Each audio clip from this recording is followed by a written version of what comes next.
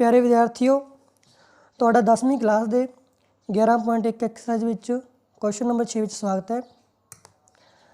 इस सवाल विधि स्टेटमेंट इस प्रकार है। एक त्रिभुज ABC बनाओ जिस विच BC 7 सेंटीमीटर, कोण B 45 डिग्री, कोण A 105 डिग्री होवे। फिर एक होर त्रिभुज की रचना करो जिस दियां भुजावां त्रिभुज ABC दियां संगत भुजावां का 4/3 गुणा होवे।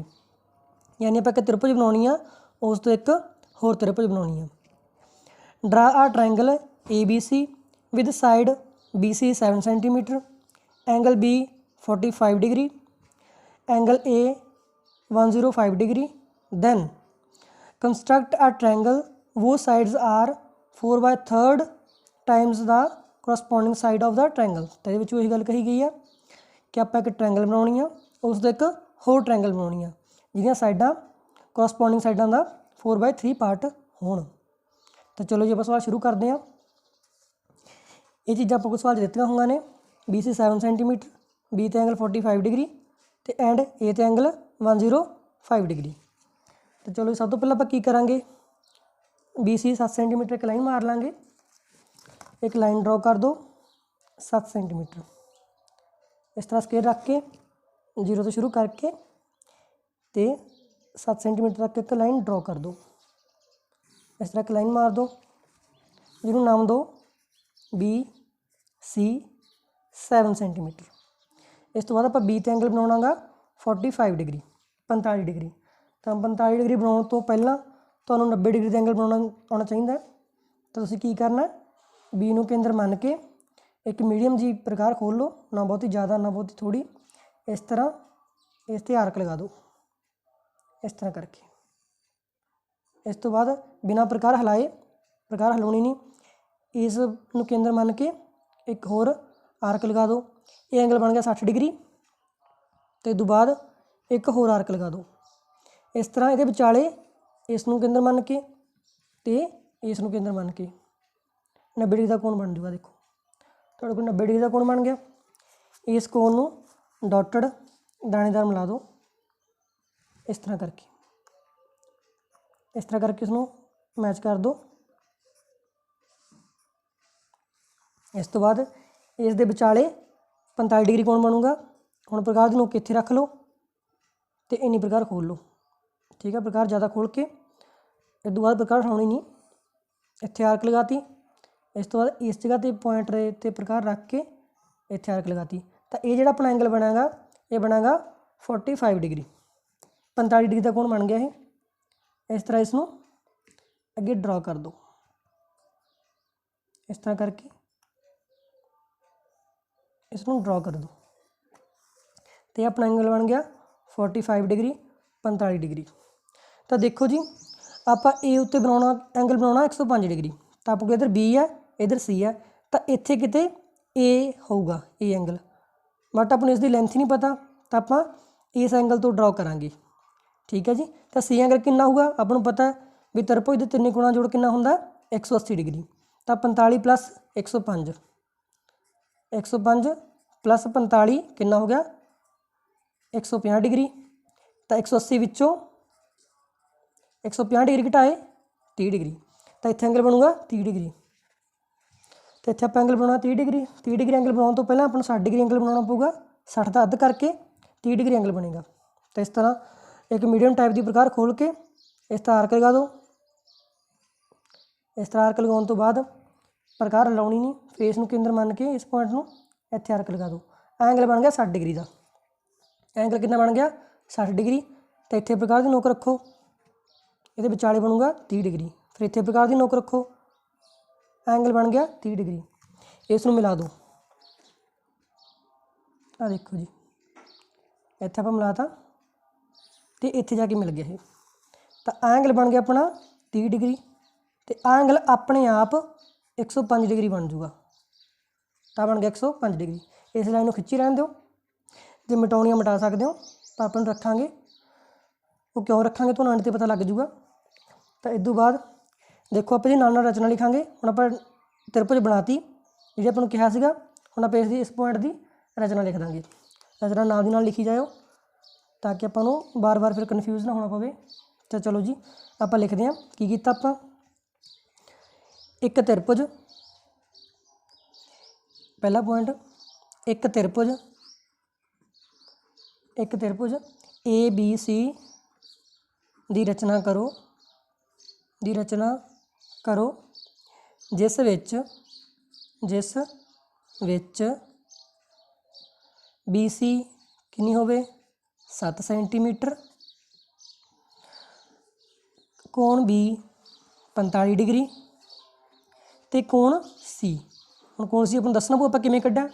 ਕੋਣ C ਆਪਾਂ ਕੱਢਿਆ 180 ਵਿੱਚੋਂ ਘਟਾ ਕੇ 45 + 105 ਨੂੰ, ਤਾਂ ਬਰਾਬਰ ਆਇਆ ਸੀ ਆਪਣੇ ਕੋਲ 30 ਡਿਗਰੀ ਹੋਵੇ। ਤਾਂ ਦੇਖੋ ਆਪਾਂ ਇੰਨਾ ਸਾਰਾ ਕੰਮ ਇੱਕ ਪੁਆਇੰਟ ਵਿੱਚ ਹੀ ਕਵਰ ਕਰਤਾ। ਇਹਦੇ ਬਾਅਦ ਅੰਗਰੇਜ਼ੀ ਵਿੱਚ ਲਿਖ ਦਿਓ। ਇੰਗਲਿਸ਼ ਵਿੱਚ ਡਰਾ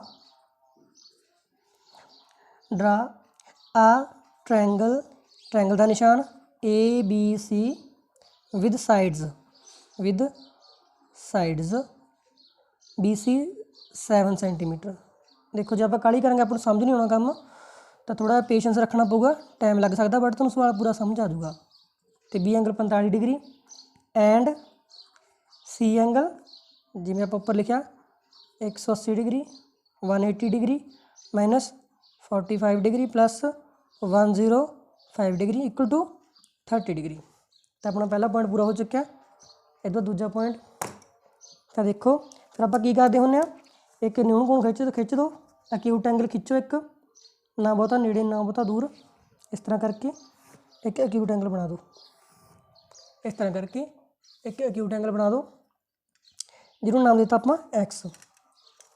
ਤੈਨੂੰ ਆਪਾਂ ਨਾਲ ਦੀ ਨਾਲ ਪੁਆਇੰਟ ਲਿਖੀ ਚੱਲਾਂਗੇ। ਦੂਜਾ ਪੁਆਇੰਟ CBX ਇੱਕ ਨਿਊਨ ਕੋਣ ਬਣਾਓ। ਨਿਊਨ ਕੋਣ ਕਿਹੜਾ ਹੁੰਦਾ? ਜਿਹੜਾ 90 ਡਿਗਰੀ ਤੋਂ ਘੱਟ ਹੋਵੇ। CX ਨਿਊਨ ਕੋਣ ਬਣਾਓ।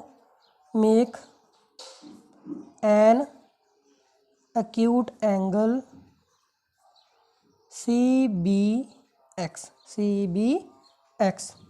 ਅਤੇ ਤੋਂ ਬਾਅਦ ਹੁਣ ਆਪਾਂ ਕੀ ਕਰਾਂਗੇ, ਦੇਖੋ ਆਪਣੇ ਕੋਲ ਕੀ ਫਰੈਕਸ਼ਨ ਹੈਗੀ, ਆਪਣੇ ਕੋਲ ਫਰੈਕਸ਼ਨ ਹੈਗੀ 4/3। ਤਾਂ 4 ਅਤੇ 3 ਚੋਂ ਵੱਡਾ ਕੌਣ ਹੈ? 4। ਤਾਂ 4 ਆਪਾਂ ਪੁਆਇੰਟ ਕੱਟਾਂਗੇ ਅਤੇ ਇਸ ਤਰ੍ਹਾਂ ਕਰਕੇ ਆਪਾਂ ਇਹਦੇ 4 ਪੁਆਇੰਟ ਕੱਟ ਦਾਂਗੇ। ਦੇਖੋ ਤੁਸੀਂ ਕਿੰਨੇ ਵੀ ਕੱਟ ਸਕਦੇ ਹੋ, ਗੈਪ ਕਿੰਨਾ ਵੀ ਲੈ ਸਕਦੇ ਹੋ। ਪਹਿਲਾ ਪੁਆਇੰਟ 1 2 3 ਅਤੇ 4, ਇਹਨੂੰ ਨਾਮ ਦੇ ਦਿਓ ਇੱਥੇ B ਹੈ, ਤੈਨੂੰ ਕਹਿ ਦਿਓ B1 B2 B3 ਅਤੇ B4। 4 ਪੁਆਇੰਟ ਆਪਾਂ ਕੱਟਤੇ। ਦੇਖੋ ਇਸ ਨੂੰ ਅਗਲਾ ਪੁਆਇੰਟ ਲਿਖੋ ਰਚਨਾ ਦਾ। ਕੀ ਲਿਖਾਂਗੇ ਆਪਾਂ ਇਸ ਤੋਂ ਬਾਅਦ? BX ਨੂੰ ਦੇਖੋ ਕਿਹੜੀ ਹੈ BX ਨੂੰ 4 ਬਰਾਬਰ ਭਾਗਾਂ ਵਿੱਚ ਕੱਟੋ। Locket 4 equal points on BX। ਤਾਂ ਆਪਾਂ ਲੋਕੇਟ ਵੀ ਕਰਤੇ ਪੁਆਇੰਟ। ਇਹ ਤੋਂ ਬਾਅਦ ਦੇਖੋ ਆਪਾਂ ਕਿਹਨੂੰ ਐਂਡ ਵਾਲੇ ਪੁਆਇੰਟ ਨਾਲ ਮਿਲਾਵਾਂਗੇ? C ਨੂੰ ਕਿਹਦੇ ਨਾਲ ਮਿਲਾਵਾਂਗੇ? ਮੈਂ ਪਹਿਲਾਂ ਵੀ ਦੱਸਿਆ ਸੀ, ਜਿਹੜਾ ਡਿਨੋਮੀਨੇਟਰ ਹੋਊਗਾ, ਜਿਹੜਾ ਹਰ ਹੋਊਗਾ ਫਰੈਕਸ਼ਨ ਦਾ, ਉਸ ਨੂੰ ਆਪਾਂ ਮਿਲਾਉਣੇ ਹੁੰਦੇ ਹਾਂ। ਤਾਂ ਹਾਰੇ ਦਾ 3 ਹੈ, ਡਿਨੋਮੀਨੇਟਰ 3 ਹੈ, ਤਾਂ ਆਪਾਂ 3 ਨੂੰ ਮਿਲਾਵਾਂਗੇ। 3 ਕਿੱਥੇ ਪਿਆ? ਆਹ ਪਿਆ B3, ਤੈਨੂੰ ਐਂਡ ਵਾਲੇ ਪੁਆਇੰਟ ਨਾਲ ਮਿਲਾ ਦਿਓ।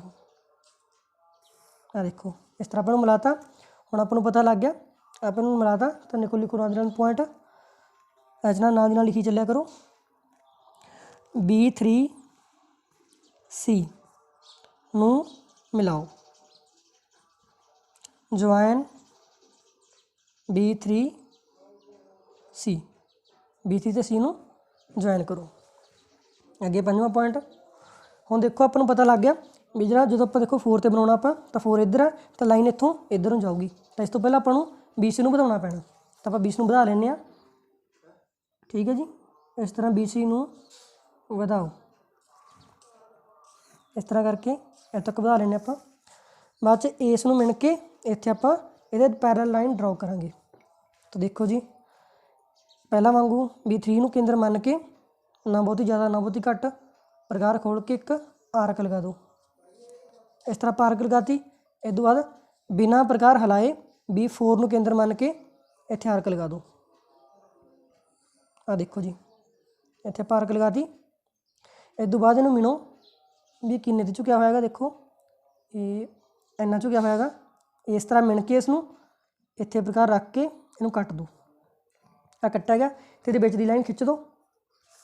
आ देखो जी इस दे विच दी इस तरह लाइन ड्रॉ कर दो। ये बिल्कुल पैरलल ये समांतर लाइन खिंची गई। देखो B4 इत्थे C है C डैश नाम दे दो तो B4 C डैश BC ये समांतर लाइन खिंची गई।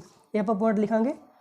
तो सब तो पहले आप की कीता सीगा BC नूं वधाया सीगा तो लिखो इनू BC नूं वधा के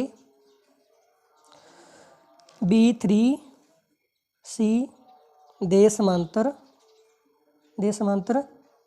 B4 C डैश रेखा खिंचो उमें आप इंग्लिश में लिख देंगे एक्सटेंड। किनू एक्सटेंड किया से आपां किनू वधाया सी एक्सटेंड BC एंड अते ड्रा अ लाइन। किहड़ी लाइन ड्रा करनी आपां B4 C dash parallel to किहदे पैरलल B3 C दे पैरलल। तो इस तरह पॉइंट पूरा हो चुका। हुण अगे अपना काम की रह गया। आपां आप ए नाम देना भुल गए सीगे ए। हुण आपां CA दे पैरल लाइन खिंचांगे इधर। तां ही मैनूं घटाया नहीं सीगा मिटाया नहीं सीगा। देखो हुण इत्थे नहीं जे मिटे दिंदे फिर उन्होंने आपां बढ़ाउणा पैना सीगा। तो देखो जी हुण CA दे पैरल खिंच दो इनू। तो प्रकार मिणो इस तरह। देखो प्रकार थोड़ा ज़्यादा खोल लो क्योंकि नहीं फिर आर्क के उत्ते आर्क वजूगी। थोड़ा ज़्यादा खोल लो। इस तरह इनू मिण के आर्क लगा दो ऐं करके। फिर C डैश नूं केंद्र मान के इत्थे आर्क लगा दो। देखो पॉइंट तो थोड़ा मगर लगी है तो ध्यान रखियो। इस तरह फिर इस आर्क नूं मिल लो इस पॉइंट तो जी जितों आप आर्क शुरू की सीगी इन्हूं मिल लो ऐं करके। देखो इन्नी का है आर्क तो इत्थे C इत्थे इनू रख के अपनी आर्क कोले इनू कट दो। इस तरह कट दो। इत्थे कट्टी गई तो इस बाद ये विच दी C डैश नूं केंद्र मान के इस तरह लाइन खिंच दो तो वो समांतर लाइन खिंची जाऊगी इस तरह। आ देखो जी आ लाइन CA दे लाइन खिंची गई। इत्थे A है तो A डैश नाम दे दो। C dash A dash CA दे समांतर खिंची गई। इस तरह अपनी डायग्राम पूरी हो चुकी है। तो देखो A डैश B ते C डैश अपने को जी आपां नूं त्रिभुज चाहिदी सी वो बन गई। तो यह पॉइंट लिख देंगे कि आपां बनाई सी। देखो आप इन्हूं एक्सटेंड तो कीती नहीं सीगा पर जो तुसीं पहलां हटा दोगे तो लिख दिओ। तो मैं इन्हूं सीधा लिखूँगा भी CA दे समांतर C डैश ते A डैश एक रेखा खिंचो C dash A dash draw C dash A dash parallel to CA C dash A dash खिंचो CA दे पैरलल। तो इस तरह 7वां पॉइंट अपने पास वही है भी A डैश B ते C डैश लोड़ींदी त्रिभुज है। लोड़ींदी मतलब जिहड़ी आपां नूं चाहीदी सीगी। तो उमीं A डैश B ते C dash is required triangle. तो जिहड़ी ट्रायंगल आपां नूं चाहीदी सी उही ट्रायंगल आपां बनाती। तो मतलब अपना रचना पूरी हो चुकी है। तो होर वीडियो वास्ते अपना चैनल सबसक्राइब कर लो। धन्नवाद।